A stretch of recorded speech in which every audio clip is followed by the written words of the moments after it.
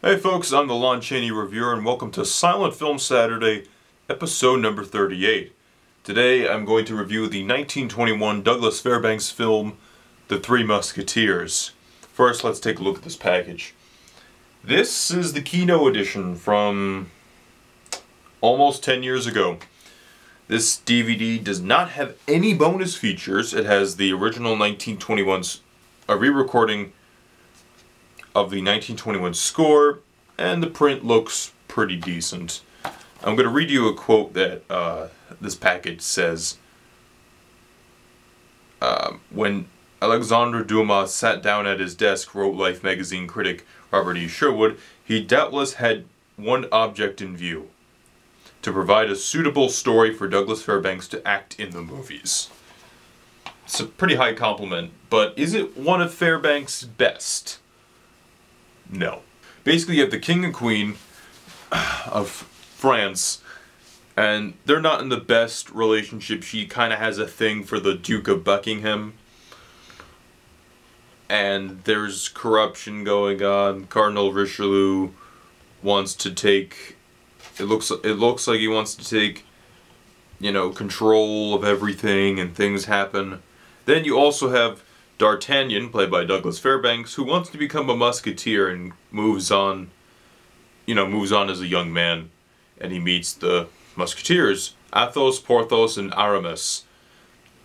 The actor who plays Porthos is George Siegmund, who played the mulatto character in Birth of a Nation, and Aramis is Eugene Paulet, whose works are known in The Adventures of Robin Hood, My Man Godfrey. Is a great character actor. You've probably seen him in a lot of things, is what I'm trying to say. And that's one of my favorite parts of this movie, is seeing actors that you recognize from other stuff. Like Adolphe Menjou plays Louis the, was it 13th? He said, yeah, 13th.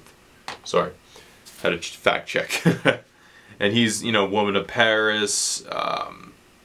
What's the movie called? It's the newspaper movie that was nominated for Best Picture. I had to watch it for Hollywood journalism, but he was in that movie and was nominated for an Oscar. And he's been in other movies. He's known for his mustache. He was in Paths of Glory. He's a pretty interesting actor. And then there's an actor, I forget his name, but he was in The Hunchback of Notre Dame as a priest, and this time he's Cardinal Richelieu, which is kind of funny when you think about it. Anyhow, elements that I felt were lacking in the movie is almost 2 hours long now. For me personally, if you're going to be a silent film that goes on more than 90 minutes, you need to warrant it. Thief of Baghdad, in my opinion, warrants it because it's so visually spectacular and other elements help make it very strong. Whereas this film, some of the political intrigue is interesting. For example, I love it when Cardinal Richelieu tells the king, your queen is in danger, when they're playing chess. There's some interesting stuff like that, but it's kind of, then you have the person from Spain, and it just gets kind of silly. And I didn't particularly care for it. And we don't see Douglas Fairbanks for like the first 13 minutes of the movie. Yeah, I counted. It's a little more than 13, but whatever. We see him about the 13.5-minute mark, and it's really a breath of fresh air when he comes in. He adds personality to the film, and some of his stunts are really cool. When D'Artagnan, there's like a fight that the Musketeers are having with the guards, which is probably one of my favorite scenes in the whole film. And as this one of the guards is about to shoot one of the Musketeers, Fairbanks, or maybe the stunt double probably, flips over the guy and stabs him in the chest and flips back down. And I'm like, that is so boss. Other scenes that are really cool, obviously the sword play is a lot of fun to see. I always like seeing sword play on the screen, even if the movie isn't spectacular.